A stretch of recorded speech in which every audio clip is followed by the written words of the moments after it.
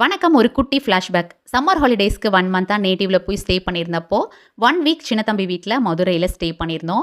மதுரைக்கு போயிட்டு மீனாட்சி அம்மன் கோவில பார்க்காம எப்படி? மீனாட்சி அம்மன் கோவிலையும் பார்த்துட்டு, வீட்டுக்கு போற பாதையில இந்த கடைய பார்த்துட்டேங்க. 3 வருஷமா வீட்ல கேட்டுட்டே இருக்கேன். அம்மிக்கல் வேணும் அப்படின்னு சொல்லி, கரெக்ட்டான டைம்ல கரெக்ட்டா வாங்கியாச்சுங்க. 1700 சொன்னாங்க. 1500க்கு குடுத்தாங்க.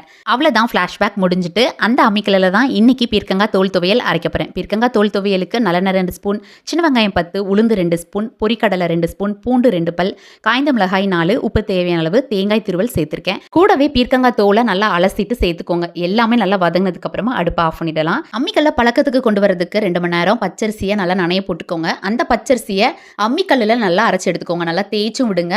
அம்மிக்கல் சூப்பராக பழக்கத்துக்கு வந்துடும். அதுக்கப்புறம் என்ன, ஃபர்ஸ்ட் நம்ம ஸ்டார்ட் பண்ணுறோம் மங்களகரமாக இருக்கட்டுமே அப்படின்னு பசு மஞ்சள் இல்லாட்டி விராலி மஞ்சள் இதில் ஏதாவது ஒன்றா அரைச்சி எடுத்துக்கோங்க. வதக்கி வச்சிருந்த துவையலையும் சூப்பராக அரைச்சி எடுத்தாச்சுங்க. கையில் அரைச்சாலும் அதோட டேஸ்ட்டும் மனமும் வேற தான்.